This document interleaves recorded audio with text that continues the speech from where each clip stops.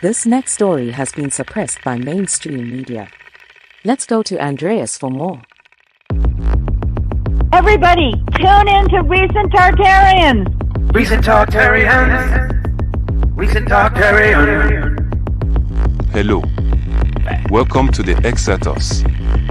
Tune in for another exciting episode of wonder, imagination, and discovery. Recent Tartarians.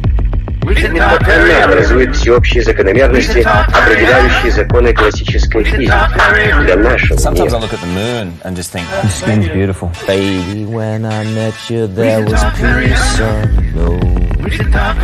Что касается энергии наномер, то она превышает ядерную в немыслимое число раз. 10 в 74 степени. Wait, but how about this? Yes, loving needles. And I have a special offer. Special offer? You mean exclusive special offer? Yes, I will administer the new mass purine variant, exclusive to the audience of Karen Says. Whoa! Do you hear that, my lovely live audience of Grunyons?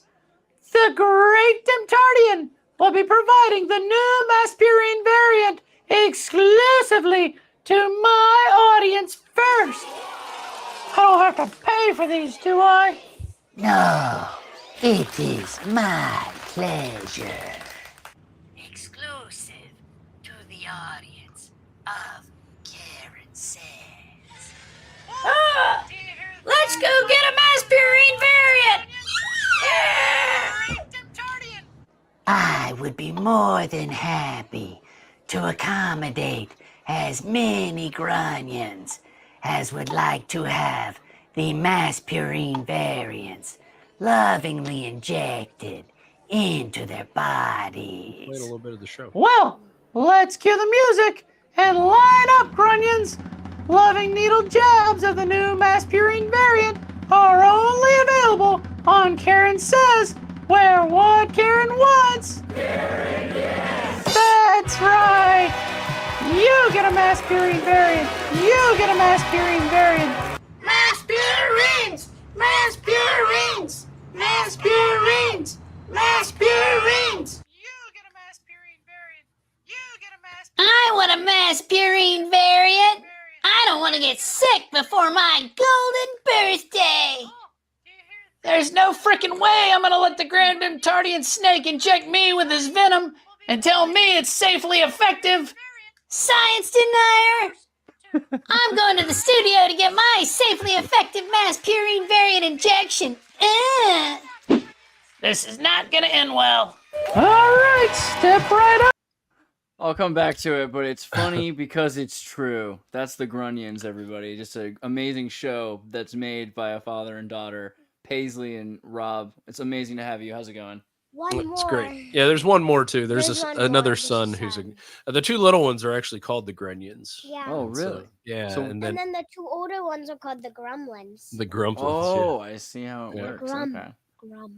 The Gremlins. Yeah. The Grunlins. Yeah. Well, so so I know that Paisley had mentioned earlier that she came up with the idea of the golden birthday, which I think we just saw, which is pretty cool. This will be the next episode. Will be the golden birthday. Very exciting. So that was the illusion right there.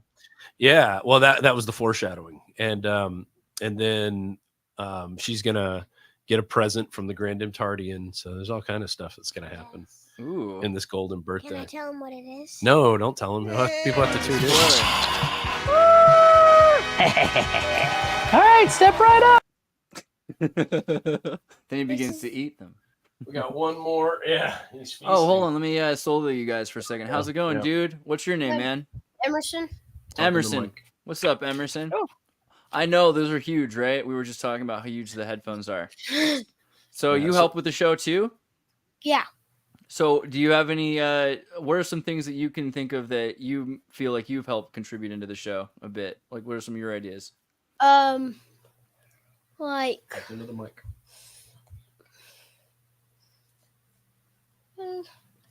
I mean, I gave him the idea for the debate one. Oh yeah. Yeah. That was good. Oh, Emerson actually told me to buy the Joe Biden doll. We saw Really? a Joe Biden toilet plunger. He's like, "You need to buy that one. You need to buy that one." I'm like, We have one Okay. Trump one. Yeah. That's Yeah, why. Well, and I bought a second Trump one. Trump's reachable. I'm sorry, Reachable. President Grump. President Trump. Yeah, so that's a full body President Grump, and then there's a half body President Grump that kind of looks like Biden right down there. See it? There's like all over my office are Grunyons and pieces of production work. And There's some behind us. yeah, they hang behind me. That's right. So this They is hang next to awesome. the bats.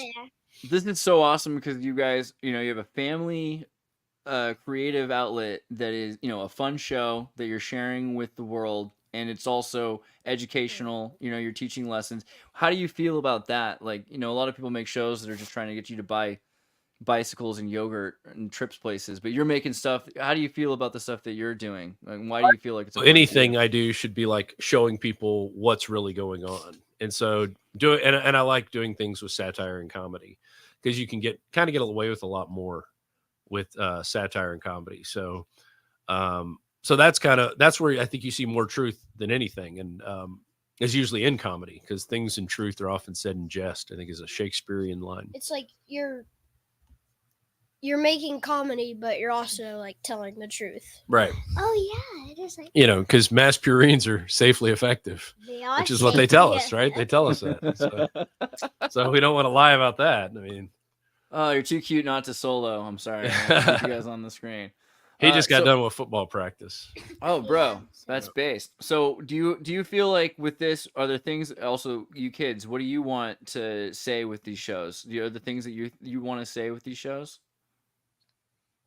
I know it's a crazy question to ask a kid. You're 8. I don't really get that question. Yeah, me either. You don't get the question? So instead of like making media about just nothing, what is the something to you? Is there something that you feel like you really think is important and you want to share that? Just to tell the truth. Yeah. About the real world. Yeah. And what's the real world? We don't really have a real world right now. Yeah, I mean, true. We're just trying to make it better. That's very wise words right there. Yeah, that's so true. Yeah, it's fun though. I don't think I would have started a third season had they not like started pestering me about doing it. You mean 4th? No, we're in the 3rd season, and but this one's been fun. I'm glad we did it. It's turning out to be really good, and we'll go on walks with the dog and we'll talk about ideas, and we'll throw a bunch of ideas together and see what sticks. So we've done a lot of things. I think someone brought up that's how we got the golden birthday. The golden birthday, yeah, but also the Graham Tardian biting people. I think that happened. Somebody said that, and I'm like, oh, he can be. And then I figured out a way to write it in. I think you came up with that. Yeah. So and sometimes you just talk about like, hey, this is what needs to happen this episode. And they're like, well, what if this happened, or what if this happened? And I'm like, okay, yeah, we'll make it happen. And so they help with being puppets, because I only have 2 arms, so I can only do 2 at a time. A lot of like the background stuff. Yep. If in the biting part, yep. I think I just hit the mic. In the biting part, me and Emerson were carrying the Grunyons and making them scream. Yep.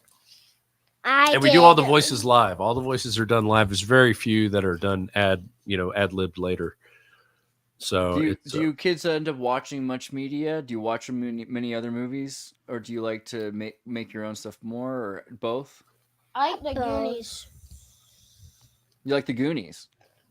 Yeah, sweet. Both. And what would you prefer if you were to pick between the two things? Do you prefer watching media or do you prefer making media?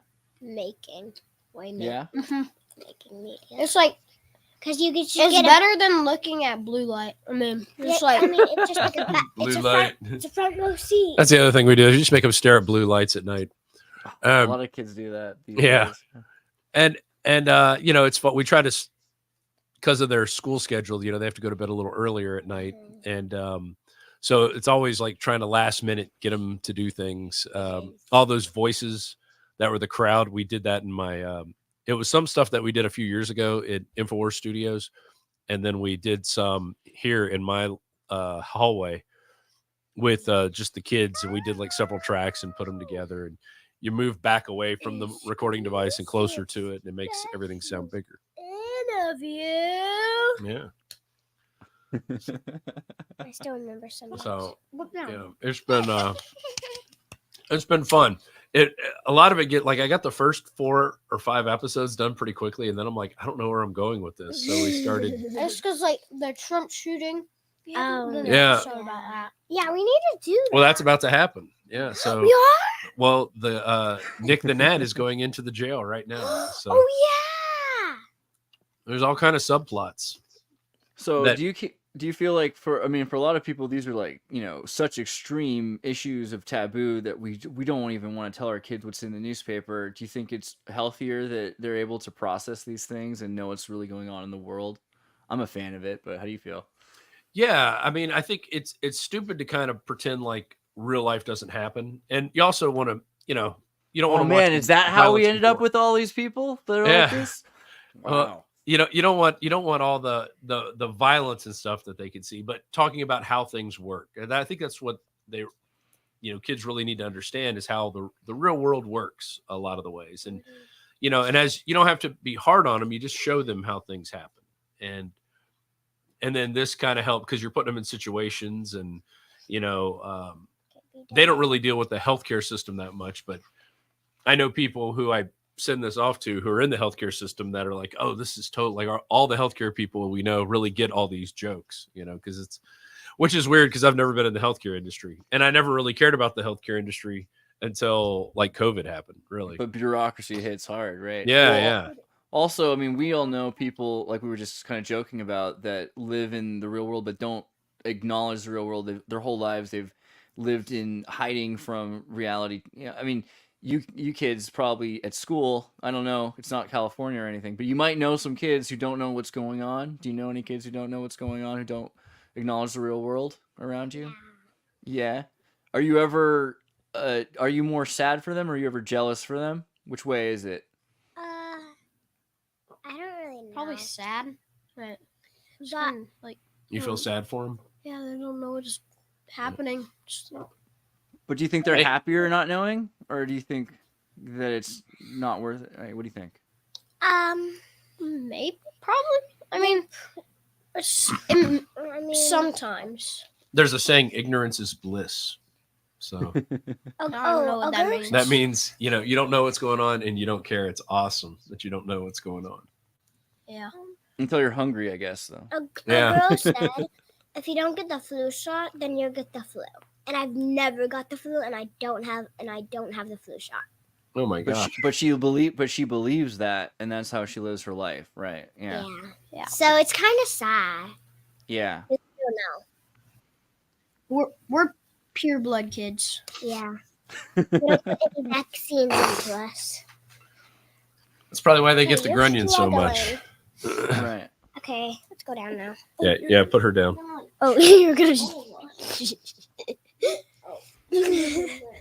It's interesting to me because there's so many different kinds of people in the world, and I've always been a proponent of, kids should know more, and I think that they'll do well with it. And you seem like smart and wise kids, which I think kind of, maybe that's not just because you know stuff, but it probably helps, Big brain. Big brain right there. I got a call home from my teacher, and she said I was doing really good at math. Oh yeah? Do you like math? What? My dad was coughing. Do you like math? Yeah. Do you like fractions? Like, do you like the idea of cutting a pie into different slices? I don't think you've done fractions yet. He's doing them. He's dividing and multiplying fractions. Oh yeah. I'm doing times right now. We're moving on to Unit 3 to do fractions. Yeah. So you haven't done fractions yet? No. That's exciting. It's always exciting. Yeah. Fractions are a pizza. Yeah. Oh, we've done that in kindergarten. Yeah, I know that. It's like a pizza, and you cut it into pieces. Yeah, 8, 6, 7. Exactly. 9. There's no 7. You got a super chat, by the way. PK in the house. Oh, Hi. wow. I'm Peter Klein from IMS. I'm honored to have been interviewed by Rob about a topic that became non grata. He's a good guy. I wonder what was the topic. Peter, I'm trying to think about Peter Klein's. I haven't done too many interviews lately, so I think it's how Nico Cotto is a crisis actor or something. Who knows? Oh God, yeah. I'm just kidding. But I don't know. I think it's really interesting that you're trying to build this, and I wonder, like, also, Rob, what do you think about making art and and with your family? I mean, this is such a rare thing. It's not a thing you see very often. Yeah, well, and it is kind of hard sometimes because you got a lot of ideas flowing past. But these guys are great at providing ideas and also, knowing, like, being able to say, hey, we can't do that idea right now, but let's put that one on the back burner and let's remember that idea. And so you write it down on a board, and then later on, oh, hey, look, that idea fits in. So we do it. Someone said, did you tell your teacher the moon landing's not real? You better watch out with these guys. Yeah. Well-raised kids. There's a lot of conspiracy theorists out there. Careful, you taught your kids to read, they might read something they're not supposed to. And everybody better be very nice in this chat. I'll say what. All right, I think y'all ought to take the dog out, and we'll. Yeah. That was good. That was a good permit. I really, it's a pleasure to meet you. I'm gonna give you an air high five. Air high five. What's up? Oh, Boom. where's the camera? There we go. Right there. Good to meet you. What's up, Here, Paisley? All take right. this here. Take that. Live long and prosper. Bye. Give me those. All right, take that puppy. Go take her out for a walk. All right. Well, now we've seen the product of the experiment. So now we can talk a bit about the hypothesis, right? I think that's know them by their fruit. Pretty based. Yeah. Pretty based, Rob. Pretty based. It's a based Chad dad move. There's a bass right there. Hey, I play bass.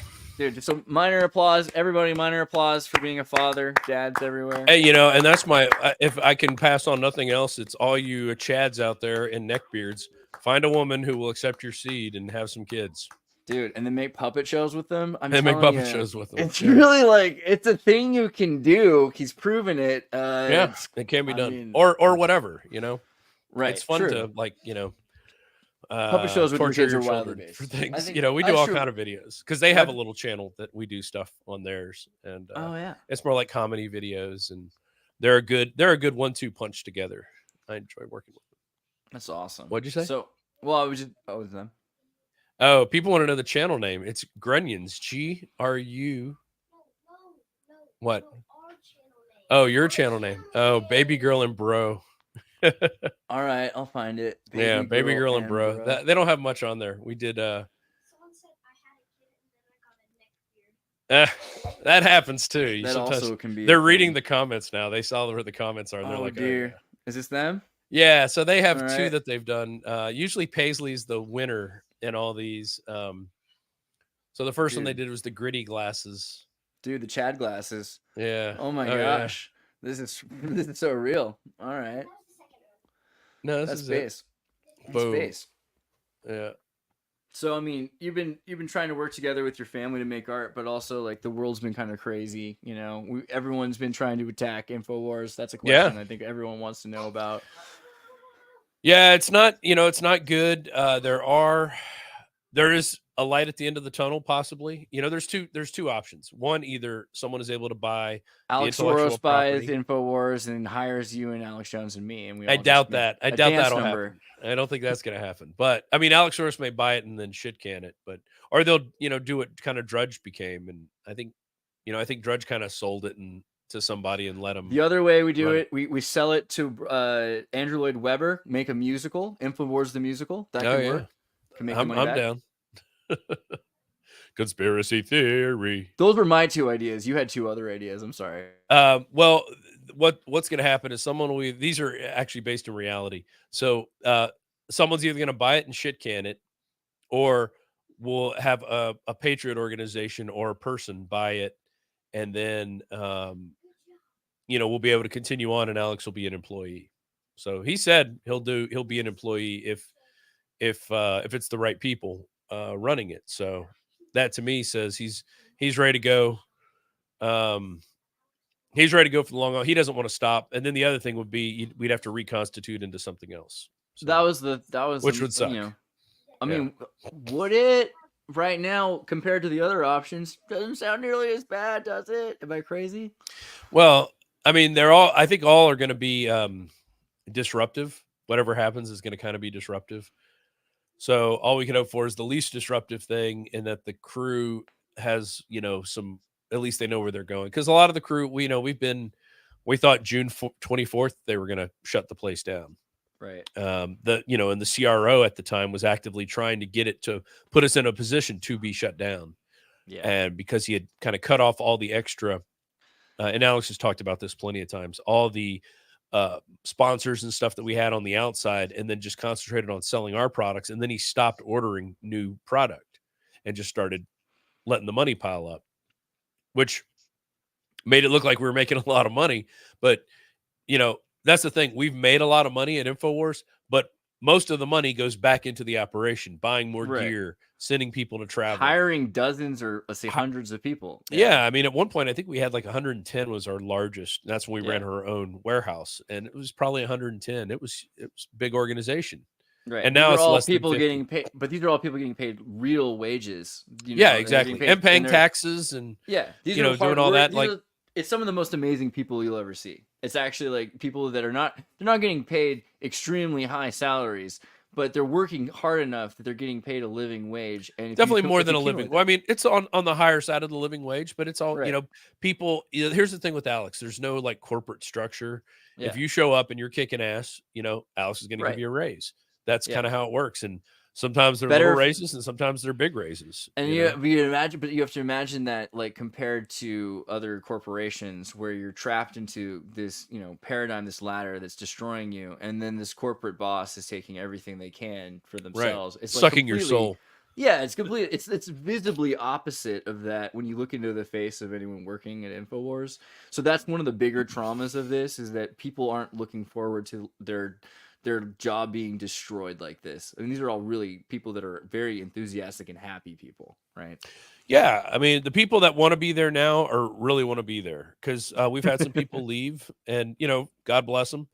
To them, it's like, well, they had to make decisions in their life. And I totally understand that. It's gotten harder and harder, of course. Yeah. Yeah. But I've been there since 2009. So I'll go down with the ship. I don't care. As long as it's not a Titan type thing where it implodes. As long as we have a little oxygen tank, we can swim off.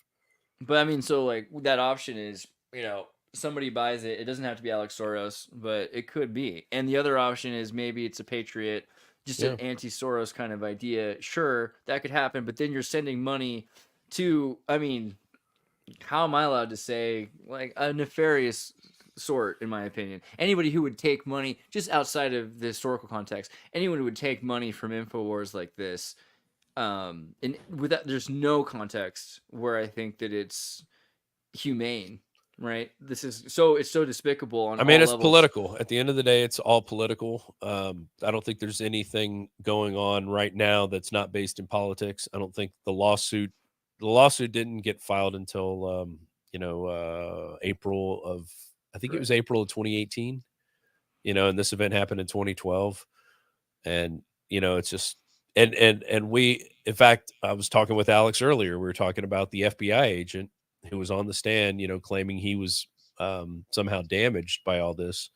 But then we go back and look at his testimony after we hear about this CIA FBI guy that was undercover with the Sound Investigations Group. And, talking about how, we set Alex Jones up. We were helping the people with the case. We just gave him a little nudge about what to do. And so then you go back and look at what this guy said, and people can go back and watch his testimony. It's on lawandorder.com. Go watch it. I mean, he says in like 2016, he's sitting in an office, and until that time, he had never seen a video of Alex Jones and Wolfgang Halbig, but at that time he did, and he's watching it. So it was 2016 when he started watching it. And I think what he claims is somebody called him and said, "You're not a real FBI agent," or asked him if he was a real FBI agent. And to him, he said that was, damaging, where he got 100-something million, and oh my God, it's really crazy how those sums of money can get tossed around like that, and there's no Dallas Cowboys football contract behind some of these sums of money, but they're as large as some of these contracts. And it's just, to me, it's crazy how the First Amendment can be used or can be, let's see, they didn't really use the First Amendment. They tried to say what people were saying were, causing them damages. But at the end of the day, there was really no trial. There was 2 default judgments. Right. I think that's another interesting point, that they weren't able to use the constitutional free speech, and they had to segue around slander and libel and aim towards this idea of actual damages or commercial damages, which, is an easier case to make through case law. But constitutionally, it seems like if you look at it, there's plenty of precedent for a person saying a thing and asking a question. And these are even things that you should be allowed to say unto your death, right? You should be able to say you think the world is flat or round unto your death. Or you should be able to ask questions. Like, I don't necessarily, do I have to believe in the moon landing for the earlier example? But instead, we're at a circumstance where we're saying you're asking questions are harming others. And the context of that's crazy. But right? you can that could be used in any context. When we were at the airport on Sunday confronting Francis Collins, I don't know if you saw that video, but we were asking him questions. How does it feel? Hey, that might have hurt his feelings. Send but you a know shrink what? bill. He's the one who said, the COVID vaccine was God's gift to man. That's his quote. That's not my quote. Right. I think it's a thing that we have to accept. Maybe there's like a public persona thing that exists to an extent, and maybe we do have the rights to privacy, but how much do we have if we become a public figure, even if it's through accident? Like, if someone's family are in a public eye, even for the most worst of circumstances, what is the legal definition of infamia at that point? Because in Roman law, infamia is a loss of your privacy and your public image to the commons. And that's not necessarily a bureaucratic law. That might be kind of like a law of like the speed of light. That's just a natural consequence of your identity being thought about by many people. That's a good point. Privacy is interesting, because when do you become a public person? If you step out and go onto a press conference and talk, does that make you a public person? If you say, I don't want to talk to anybody, like the shooter's dad from Butler, Pennsylvania, doesn't want to talk to the media. And so he's still kind of, though, they're putting cameras in his face and asking him questions. And, does he get to go and say he's been damaged at this point or at any point? Can he do that and use the precedent that's been set with this case? Right. And I think the answer is yes. Like, that's where we're at. We're at a point now where freedom of speech is heavily curtailed in ways that we haven't seen before. And this is the deciding case. It's just the worst possible decision. I think it was the Jerky Boys that said it best when they said, sue everyone. Maybe, though, that's true, though, right? Because if everyone sues everyone, I think eventually that's kind of what leads to people stopping suing. Because the only people succeeding are the lawyers in that circumstance, right? Well, they made a lot of money off us, I'll tell you that. I don't know. There's no logic for countersuing, but there is, but it's prohibitively expensive and unlikely to succeed. So you've got the Soros or the anti-Soros, and then you talked about the third option, which seems kind of scary, but that's like to become a new rising phoenix in a renaissance. How curtailed, because Infowars has intellectual property. How curtailed is Infowars from becoming, a new group of journalists? It's a general field journalism, right? Studying truth. Like, how far is that patented and trademarked in only Infowars? Well, there are some things that they could say that they could maybe say we could never say again. Certain phrases. Like the frogs? I'm just kidding. I don't know. Like, if that's trademarks, that would be they are trying to take his real Alex Jones X account. So they filed for that, and they're saying, well, that's a customer list, and so he can make money on that, because they don't. At the end of the day, we tried to give them money. They don't want money. They're not interested in a settlement. They want to stop Alex Jones from speaking, and so that has its own. Different variables to the whole, because that makes there be no outcome. They can go after Alex for as long as he's alive, trying to collect money on him, because his bankruptcy did not discharge his debt. It's insane. I don't know, man. It's clearly like the craziest targeting we've ever seen in the most public light. Why did they not arrest Jones and Snowden? Did not both leak? I mean, I don't think Jones really leaked anything. He talked about his opinions. Snowden actually had secret stuff that he gave to, I think, Glenn Greenwald. And it was, stuff that proved that our leaders were lying to us. Like when Clapper said, we don't willingly spy on people, but they do. It's just like, oh no, here's all the information. They spy on you. They can take over cars. A lot of people think that's how that other journalist Michael Hastings got killed. That they took control of his car and sped him into a tree, which could have happened.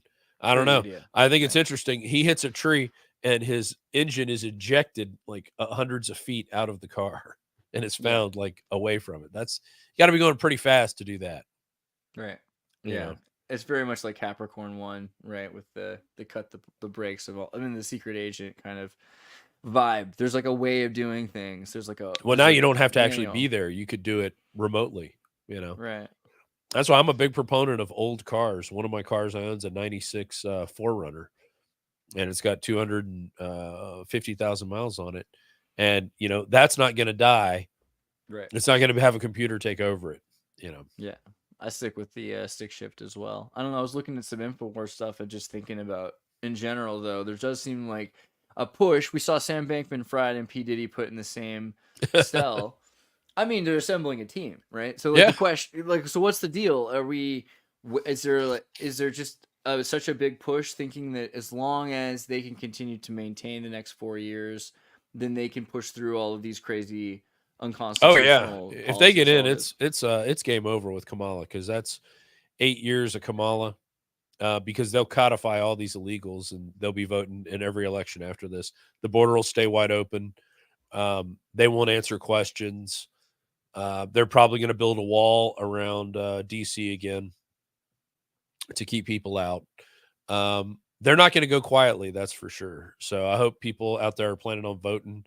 There's a big push of people to early vote. And I could say I'm not one of those people. I may vote on the day of, because honestly, I don't trust that they don't look at the votes and go, hey, let's cut out half of these early votes. I don't believe that they're that honest. I think they're dishonest people. At the end of the day, the potential is there, and we should be careful. It's just like, hey, let's open them up. Let's open up the machine and see what the votes are. Oh, Trump's winning 60-40. Let's flip that. You're never going to know. Right. I mean, just in general, it's more obvious when you're physically present that you voted. I mean, you see people at booths and things like that. And so the districts, that's the thing. In Texas, when you vote, you get a paper ballot that you then run into a machine after they say it's counted, but then you had the paper ballot, because we had to bitch about that. Like, hey, if you're going to use these electronic voting machines, we want a receipt. So now they print you a receipt that shows how you voted. So, right. But we had to bitch about it. It took many years. A couple of George Bush elections before that happened. Man, granted, I'm from California, but I've never been asked for an ID to vote. In Texas, you walk up with your ID. That's crazy. You hand them your ID. And what's weird is when we moved to this new house, it was in 21. So I voted in the fall of 21. And they're like, oh, or maybe it was 22. They're like, oh, your registration hasn't come through. And so I had to fill out some side ballot. And then I got a letter a month later, like, we didn't count your vote. And I'm like, oh, really? If I was an illegal immigrant, I would have been escorted to the front of the line and given a standing ovation.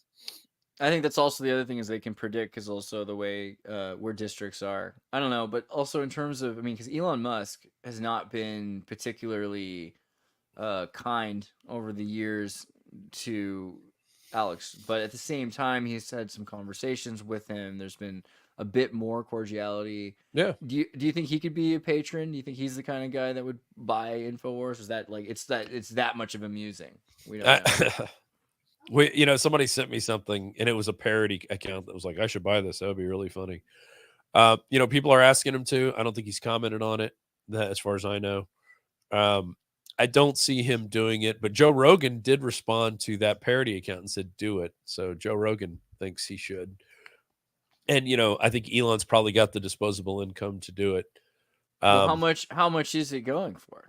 Well, I don't want to give out any numbers because then the other side might give out theirs, but it's going to be, north of $1 million. But I'm not sure if the intellectual property will go more or the equipment. So they're going to do all the gear on a second auction and all the more like intellectual property. North of $1 billion, right? Or well, no, not at this point. Okay. We'll see.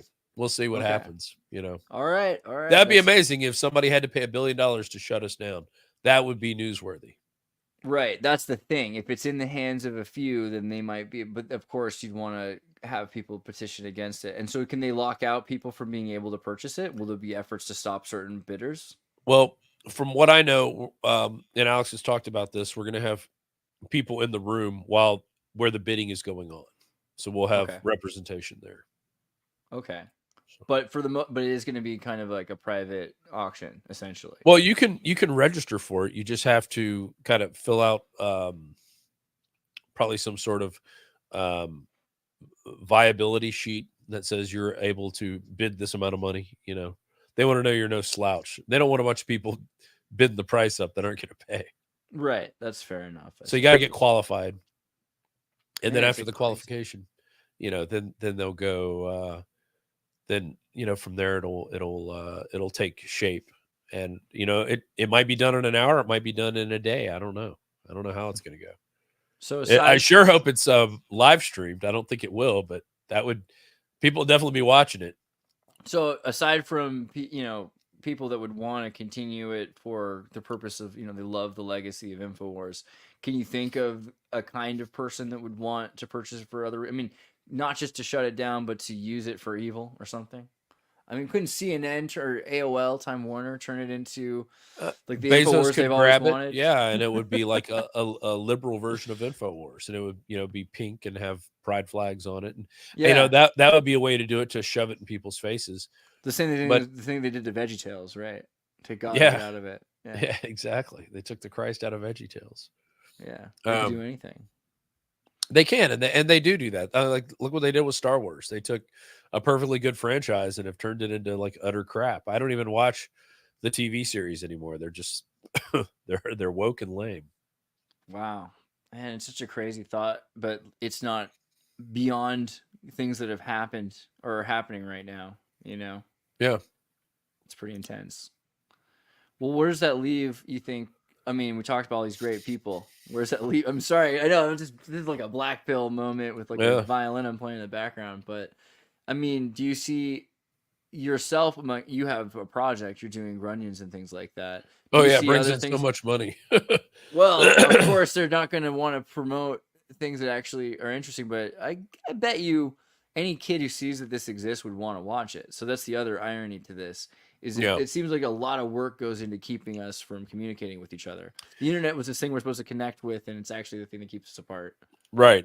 I have a buddy who works for Odyssey, and he's like, you need to make a channel on Odyssey. We'll promote it, and I think, if people promote it and see it, when people watch it, and I kind of shove it down people's throat, I'm like, hey, did you watch it yet? And they're like, all right, I'll go watch it. I'm like, oh my God, this was great. I didn't realize it was, they don't get it, but it's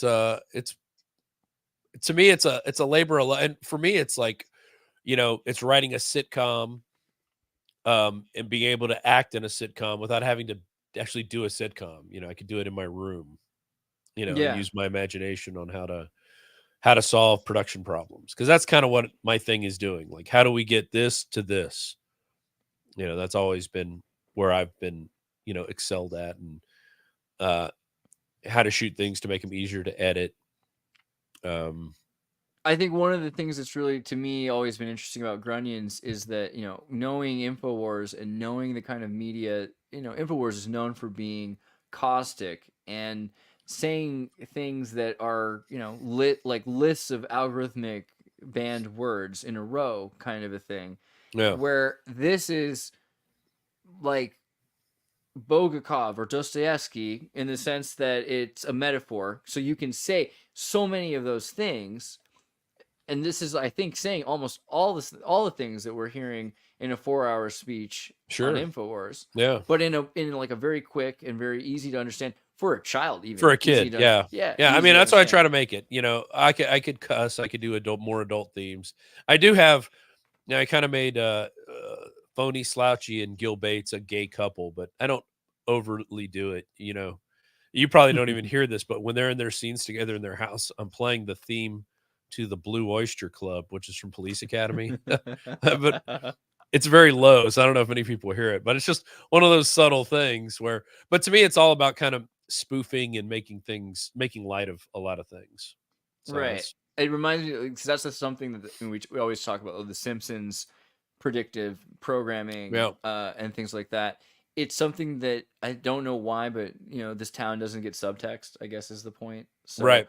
You're able to put it out there in front of people and simultaneously, because they're so worried about these more blatant things, which I think it's actually harder to absorb even. Like the Infowars thing is great, but unless you're looking for it, it's reactionary. Yeah. And all that media can be done there. I think it's hidden from them in a sense. It's like the hand that has more things in it. With some people, you know, there's one actual episode from last season. I predicted that President Grump was going to get arrested, and that happened before he actually got arrested. And Savannah Hernandez sent that out. She's like, "Oh my God, this is crazy." And she sent it out to her people. Yeah, she's like, "Oh my God, a puppet show predicted the president getting arrested by like they must be in the know by about 3 weeks." I predicted by about 3 weeks or so, maybe 2 weeks. It was pretty recent. And the reason I started the episodes in July or June, I think June or July, whenever we started that first one, was I knew Biden was getting out of the race. I could just feel it. So I'm like, we got to do something. And by the time even I'm getting all the stuff ready, he's like leaving the race already. So I had to get him a fresh exit. Very South Park. But yeah, that'd be it's also kind of funny because of that too, because it's like he's getting ready for the race and then he like is exhausted instantly. Kind of a thing. But they send him on an ice cream cruise.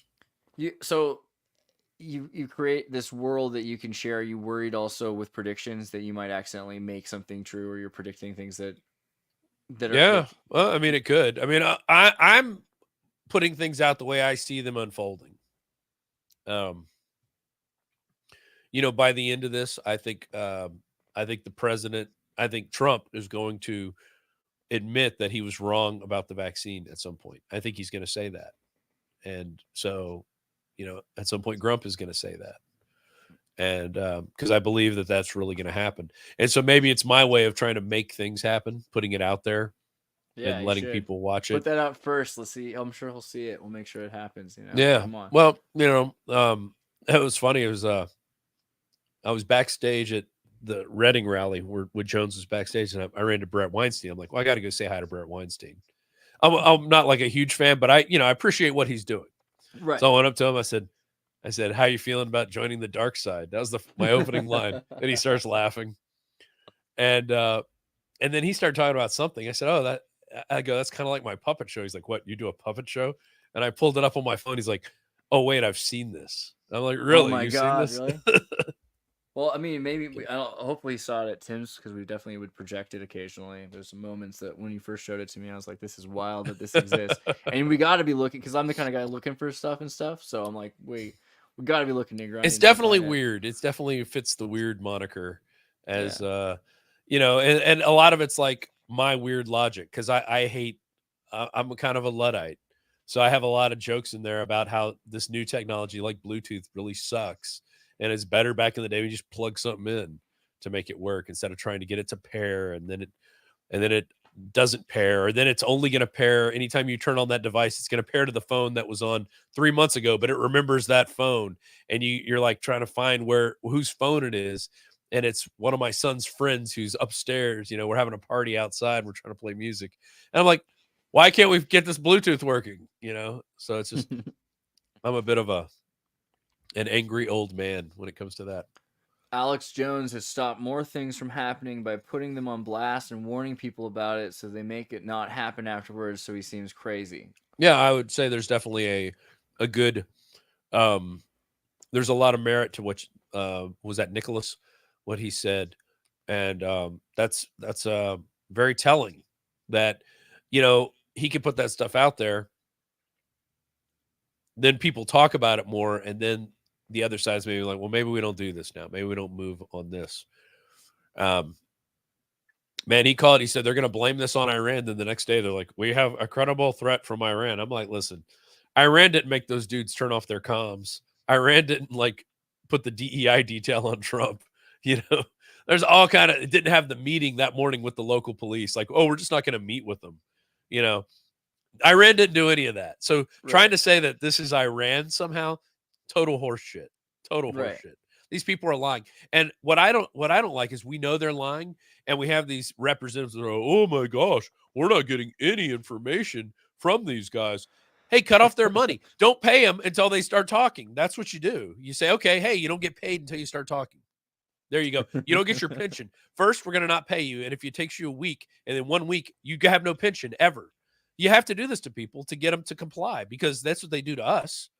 You know, they put you in jail. They take away your income. They seize your assets, and all to get you to talk and all to get you to cooperate. So you have to do this to these people, because these goddamn government employees get away with too much. And they think they don't have to do anything. There's my high horse. No, it's a crazy level of hypocrisy.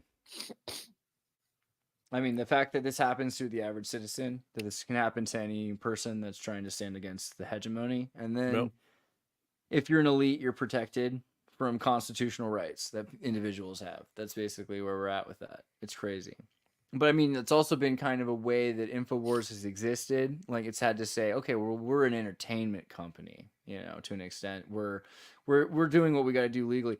Parts of what we're doing that are entertaining, definitely. You know, we're like I mean, it's entertaining to watch Alex dress up like a frog and talk to Atrazine Man, or dress up like Cobra Commander. And we don't kind of do those things that much anymore. But we did a funny video the other day looking at a red Tesla with a giant windshield wiper, and we started talking about the size of the windshield wiper, and you know, it's just goofy stuff. We usually were very serious, and we used to put Grunyons on Infowars, and they kind of stopped doing it, I think, because of the seriousness involved of where we're at now. You know, I think that's the dark times of the empire, man. You need to have info kids, right? There should be a whole spin-off at least of that, or maybe it has to. That's what it becomes with kid articles and stuff, and kid videos, and you know, there's a lot of people out there that are making kid-friendly content. You know, even the Freedom Tunes, I think, are a little more adult, but I really like what they're doing. Those guys, that one that they did on the assassination was top notch. That was just blew it away. I think I only watched the first 3 minutes of it, but when it cuts to the guy on the hill who's the reporter, then they go to the CIA agent next to him, and they're both just shooting at Trump. It's like, yes, this is what's going on. This is what's really happening. Yeah, Seamus is doing amazing, but it's also a different market, right? So like you look at Disney, and they're making antinatalist media for antinatalists, and there's a lot of the freedom info community that's about having kids and teaching kids. So it's weird because the market seems so unique to do that in this reality. Well, they're doing stuff for big babies. You know, everybody's a big baby. Oh, that they're like, we have to entertain the big babies who haven't grown up yet and who don't want to grow up, and their parents didn't make them grow up. You know, my kids are not like they didn't live like I used to live. I was running around all day. Sometimes I can't get them out of their rooms. But they know how to do things. You know, they're not going to be, ignorant slugs out there. Right. Yeah. I mean, so it feels like that's a thing. Like the media should be shifted towards family, just because that is the demographic that is neglected by all these other demographics. They're maybe on purpose, even. Like it might be that they're raising giant babies on purpose so that they're antinatalists, right? Yeah, there's something to that. I just think it's, we grew up. Well, when I grew up in the 80s, and, it was go out and play. You're not hanging out inside the house. So we were outside playing all day, either throwing pine cones at each other or, walking to the magic stream or looking for crawfish or going to the swamps and the bayous in the back. I was, from Louisiana, and, or every once in a while, if it was like raining, we go inside and play some Dungeons and Dragons or Star Frontiers or something. But, that stuff was very few and far between. You know, we're mainly like active kids.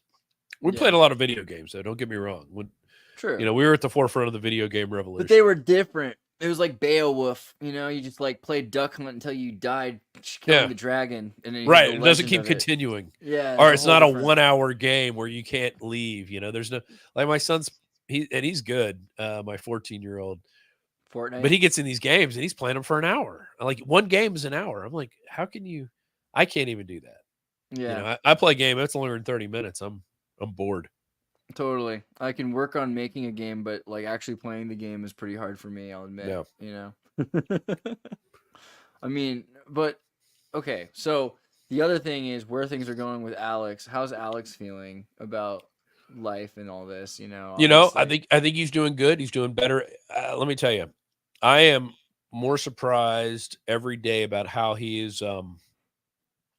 He would just roll his eyes when I say this, but just how he's been able to keep absorbing these attacks and he just puts his head down and keeps going and he's not stopping. And now it's like, I'm not stopping. I don't care. I'm not stopping. Yeah. I feel like this is going to make him more like, he's so like, yeah. You know, and if you can't, he's like, you're going to burn my house down next? Great. Ah! Yeah. Exactly. Look, they're burning my house to get over here. Let's shoot a video. You know, that would be his mentality. You know, they burned my house down, folks. The globalists don't want me to have a roof. You know, and that's the kind of stuff that he's been able to take this and, you know, whatever you think of him and what he did, he's gotten a lot of other things right in this world. He called 9/11 before it happened. He called the Russian war to the month back in October of the year before. He said they're going to invade by the end of February. Yeah, if we don't now, have he probably got that intel from somebody, but he's the one who put it out. You know, if you don't have an Alex Jones swear jar, you know, where Alex Jones swears it's true, and like you put $1, like everyone needs one because that's way better money than any other bank account or investment or Bitcoin. It's gonna get, you know, the whole piece he did on cross species chimeras. People can look up everything he said, and you can find it. It's all verifiable. You know, but it's all sugar coated with New World Order speak. Like, oh, they only get to the embryo stage. We promise. Yeah, we believe you. We believe, you're not doing anything with that. We just like, you know, Fauci wasn't letting all these dogs get eaten up by flies for no reason and putting scalps on mice and stuff like that. Today is the anniversary of Pavlov's birthday, coincidentally. Oh, wow. I don't know how that worked out, but was Pavlov actually a good guy? God, I can't imagine that everyone is good or bad. It's got to be a bit of both, right? Yeah. But Pavlov seems like a little weird, I'll admit. Was Fauci always a bad guy? There's got to have been a moment in his life that he was good, right? You know, in the 80s, all the gays hated him. So, yeah. You know, that was a long time ago. What about, okay, so Louisiana, though, this is a completely random subject, but I love Louisiana. I just spent Christmas in Louisiana. I think it's one of the best states, best nation states that the Arcadian, you know, American produced. Yeah. When was the last time you were in Louisiana? How do you feel about it? I mean, it's so tragic to see what's going on to it right now. Am I wrong? Well, I always called it a third world state. And when I lived there, I always wanted to leave. And then after I left, I'm like, you know, it actually wasn't that bad. But since I've left, my hometown, my old town, got hit by 2 hurricanes. And we used to have all these beautiful 200-year-old trees. I mean, it was awesome. It was all shady. It was just amazing. And the first hurricane in 2005, it was right after Katrina. They had Rita. So Katrina hit first in like May, and then Rita hit at the end of the summer. Oh, man. And Rita was like devastating to southwestern Louisiana. And then a few years later, maybe like almost 10 years later, another one came through and just kind of, you know, if there was another tall tree, that they're pretty much gone. So now it kind of looks like any shitty city that you drive through, you know, in southern Texas or, you know, it's crazy. Southern Louisiana. I remember going to Louisiana 20 years ago and seeing just the most impressive architecture, beautiful buildings, even in swamps, kind of because the schools, you might build a great school, abandon a school so you can get the government to give you more money to build another school. But Louisiana had some amazing buildings, and now it's like these little track boxes, you know, with tweaker labs. It's really weird. I lived in a great neighborhood. We had sidewalks. We had a local pool that had tennis courts. I was able to walk to school up until the end of middle school. So like, you know, first grade all the way to 8th grade is walking to school. And I just thought that's how life was. I thought that's how you live life. And then I moved up to Pennsylvania, and I'm like having to get up early to go catch a bus. And I'm like, oh, and the people there were like kind of backwards compared. Like I thought we were backwards, Right. but we were getting a good culture influx from Houston. You know, Houston's only an hour and a half away, so we're getting a lot of music and style and stuff from Houston. And then I move up there, and these people were still, I don't even know if you know what this is, but pinch rolling their pants. It was where you kind of folded your pants Yeah. over and rolled them up. Hey, I do that. Like, No, I'm just well, kidding. I mean, we did that in the 80s. And by like 91, we had not been doing it for about 3 or 4 years. And I'm like, oh my God, these people. You know, Yeah. but, you know, So close why I to the say Amish. that, there's a lot of cool things about Pennsylvania, you know, hardworking people. Yeah, I still have some good friends there. And starch pin rolled pants is kind of cool. Never mind. Yeah, well, you know, you could do that. It's stopped coming doing it. back, bro. It's coming No, back. not for me. Not for me. But Louisiana, it's a third world state. That's the way I see it. Now I do go to New Orleans a few times. I went to interview the why am I blanking on his name? Badass Uncle Sam, who sets up right outside of the French Quarter, or right in the French Quarter, and argues with people. And he's got a channel on Band.video. It's called Badass Uncle Sam. People should check it out. He debates people. He's got cameras everywhere, and he goes out there and so we went and did an interview with him. It's funny. We're sitting down in Jackson Square, which is right where that church is, and we're filming him. And some groundskeeper walks up and was like, "Do y'all have permission to film here?" And the guy's like, "We don't need permission. We have the First Amendment." So we had this confrontation right there in the beginning. That's how it all started. Oh my gosh. gosh. Yeah, there's Badass Uncle Sam. So he'll do some talking, and but then he shows his confrontations with people, and he's great. You know, he's out there doing what people need to be doing. People need to be having more conversations with people, and he'll talk to both sides. You know, he's not afraid. He's not afraid to get in a debate. Yeah, I mean, but also like you said, it's crazy like Louisiana to become a third world nation or a state, and I'd say even nation, because you look at the history of Louisiana, and as a conquered place, it's a place that had racial inclusion. As long as you could speak French, it was pretty it really reasonable. did. New Orleans was a very open place Right. from its early days. You know, that was like, you know, and you know why? Because I think everybody just was like, look, it's hot here. We need to all get along. We don't need anything else to increase the temperature because we're already fucking sweating all the time. So, but I love going to New Orleans. My favorite place is going to Frenchman Street and just, you know, I've got a couple bass players on my phone that I meet there, and I call when I go there. I'm like, "Hey, you playing tonight? Where you playing?" You know, and I'll go ahead. So I've got people in different cities when I go to. I love to go watch live music. That's one of my favorite things to do. Well, real good live music. I'm going to ask you about the bass in a second, but I wanted to just also on that last bit about Louisiana, because the other thing I noticed is like fracking and these crazy, you know, fracking is what it is. But if you're in Louisiana and you have these big tubes that are pulling out everything, and you've got nerve damage increases from the water supply of people in these small towns and everything like that, do you feel like there's like maybe systematic, destruction, or this is colonialism on the Confederacy, or even on Louisiana, the nation itself? Like, what do you think about that idea of the South being destroyed by the Union, the federalism?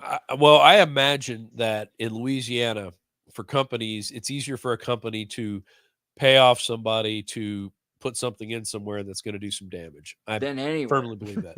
Yeah, you know, and Louisiana is different. People might not know this. We don't have counties; we have parishes, and it's a French setup with their. It's a Napoleonic setup, and Napoleon was Corsican. Yeah, but well, we bought it from Napoleon. Yeah, that was the interesting part about it. But yeah, and I think getting in an RFK guy is a type of guy who can, you know, I think he wants businesses, he wants cheap energy, he wants to see the stuff, but he also wants to keep people safe. And I think there's ways to do that. You know, we don't have to take the toxic waste that we get from making fertilizer and then distill it and put it in our water supply and call it fluoride, because that's not what it is. It's not fluoride.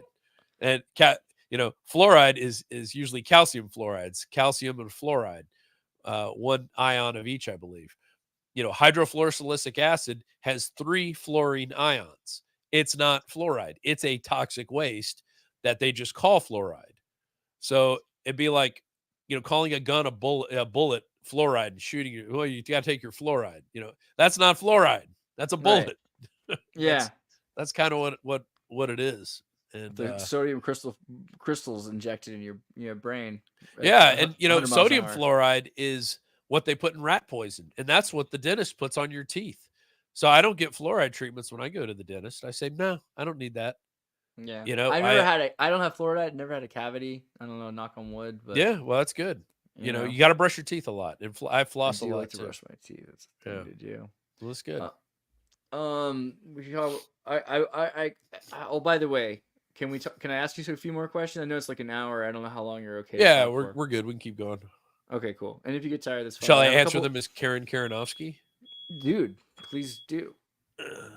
Oh my God, we're having a problem with our. We changed all the batteries like 2 weeks ago. And now, like new fire alarms keep going off, and I have a new idea. I'm gonna like replace all the fire alarms with highly oxygen producing plants. Exactly, it'll take away. I'm gonna do a parts per million test and see if I can actually, Oh, that sounds amazing. All right, tell me about the bass. Tell me about bass music. Well, I'm not much of a bass player. The most I ever did was a little xylophone back in the day, and I wasn't very good at it.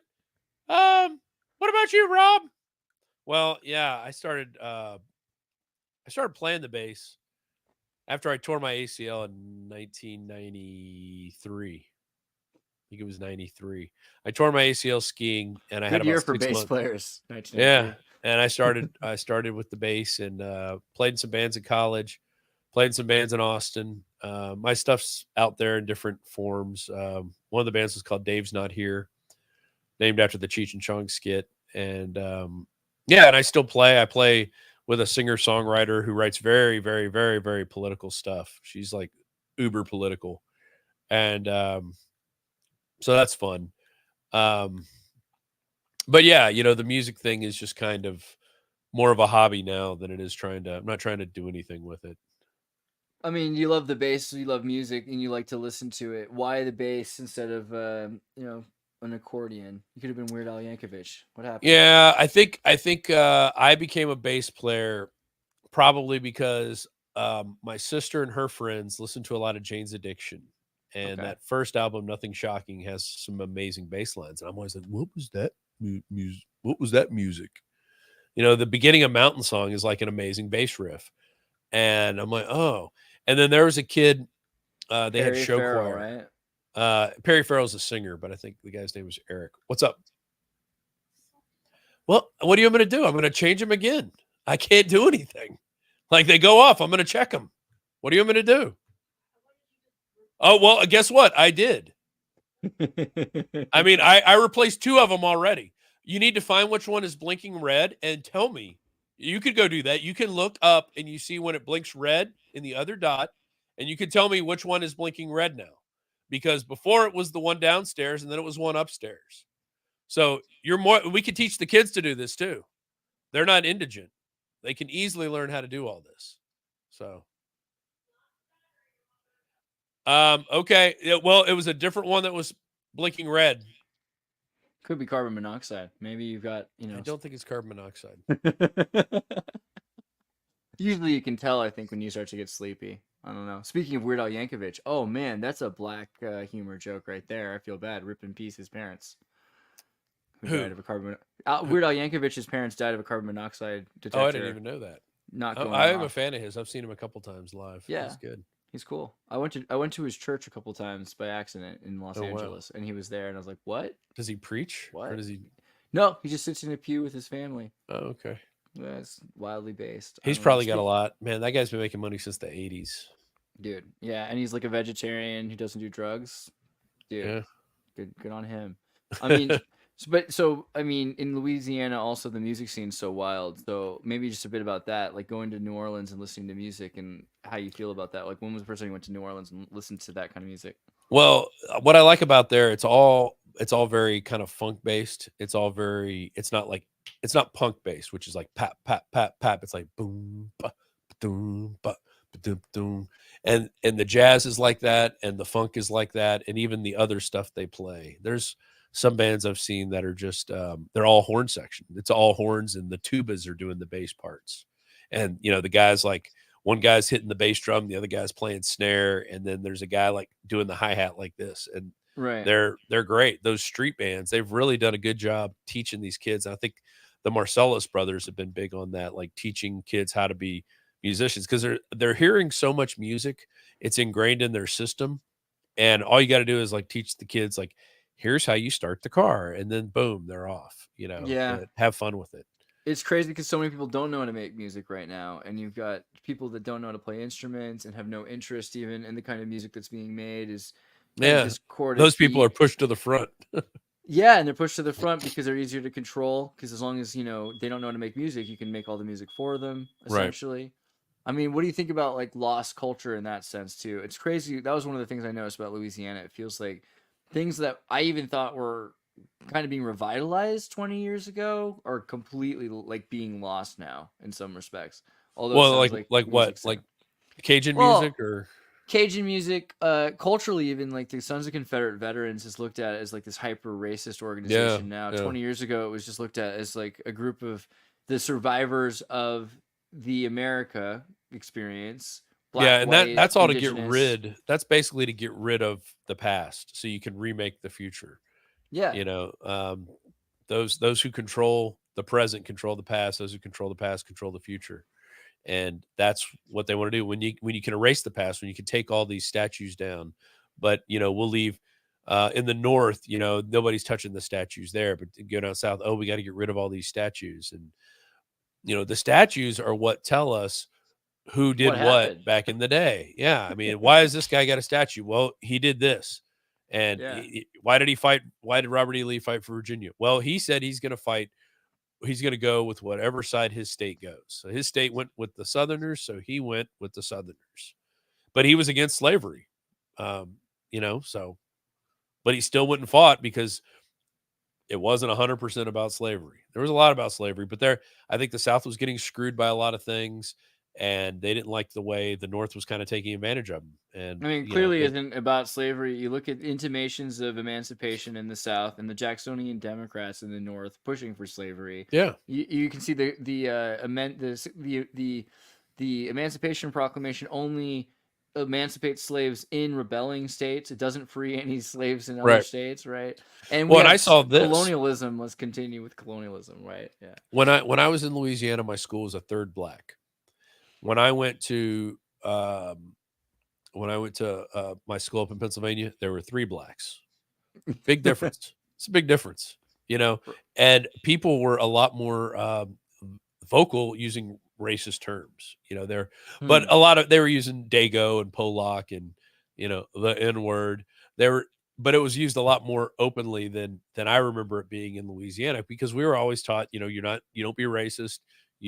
Everybody gets along. Everybody's got something to bring to the table. And that's how we were raised. And then, as I got older, I keep seeing that America's the most racist country ever.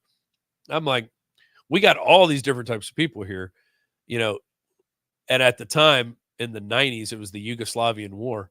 There's 3 types of people fighting each other, and they're all pretty much the same. Yeah. And a lot of them live in Pennsylvania 20 randomly. minutes. Yeah.